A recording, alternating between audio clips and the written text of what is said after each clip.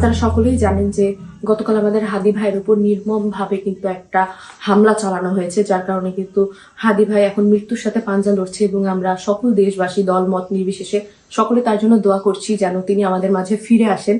আসলে তফসিল ঘোষণার পর দিনই এইরকম একটা হামলা কিন্তু আমাদের সকলের জন্য অশনি সংকেত। এবং আমরা জানি যে হাদি ভাই ঢাকা ৮ আসন থেকে সম্ভাব্য এমপি পদপ্রার্থী, সেখানে বিএনপি মনোনীত সম্ভাব্য এমপি পদপ্রার্থী মির্জা আব্বাস তিনি কিন্তু তাকে হামলার কথা শোনার পরে দেখতে যান ঢাকা মেডিকেলে, এবং যাওয়ার পর থেকে কিন্তু এক প্রকার মব তৈরি করা হয় তাকে ঘিরে।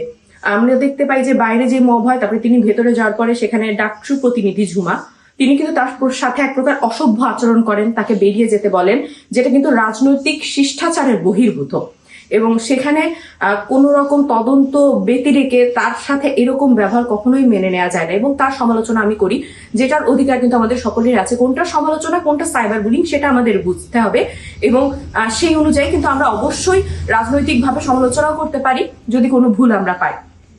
এবার আসলে এটা করার পরে আমি ফেসবুকে একটা পোস্ট শেয়ার করি, সেই সামাজিক যোগাযোগ মাধ্যমে সেই ভিডিওটা শেয়ার করার পরে তো আমি সকালে দেখতে পাই যে বিভিন্ন গ্রুপে বিভিন্ন পেজে আমার আমি যে কথাটা লিখেছি সেটাকে ফটোকার্ড বানানো হয়েছে, এবং সেখানে আমাদের বিশ্ববিদ্যালয়ের একজন ছাত্র নাম ইয়াসিন আরাফাত 21-22 শিক্ষাবর্ষ ম্যানেজমেন্ট বিভাগের, তিনি একটা কমেন্ট করে যেটা আসলে আমাকে সাইবার বুলিং করা হয়েছে সেই কমেন্টের মাধ্যমে।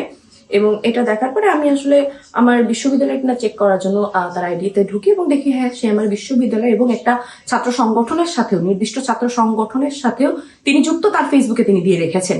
এবং তারপরে আমি সেটা স্ক্রিনশট দিয়ে তার প্রতিবাদ জানাই।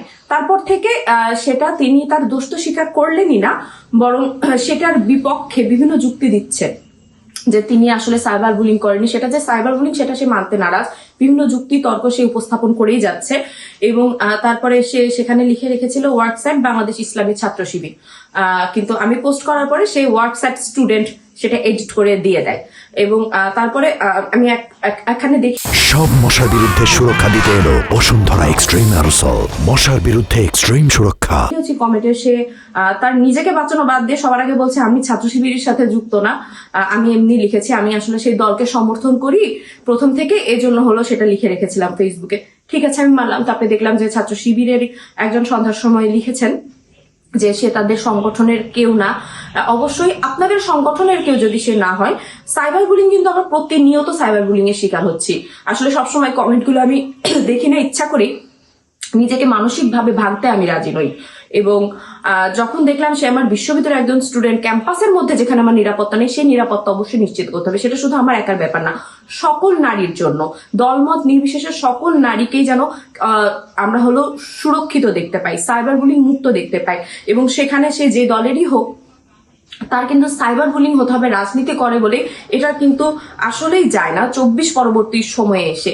এবং তার পরবর্তীতে আমি দেখতে পাই যে তারা বলে, কিন্তু আমি চাই যদি আসলেই আপনাদের সংগঠনে কেউ না হয়ে থাকে, আপনারা দাবি করছেন, তাহলে আপনাদের সংগঠনের নাম ব্যবহার করে এই ধরনের ঘৃণ্য কাজকর্ম করছে, আপনারাই নিশ্চয়ই আপনাদের পক্ষ থেকে তার বিরুদ্ধে একটা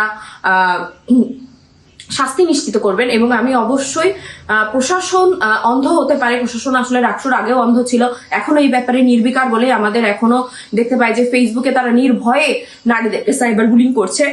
আমরা প্রশাসন বরাবর অবশ্যই এর হলো দৃষ্টান্তমূলক শাস্তির দাবি জানাই, এবং এমন দৃষ্টান্তমূলক শাস্তি যাতে নিশ্চিত করা হয় যাতে আর কেউ কখনো কোনো নারীকে সাইবার বুলিং করার কোনো সাহস না দেখায়।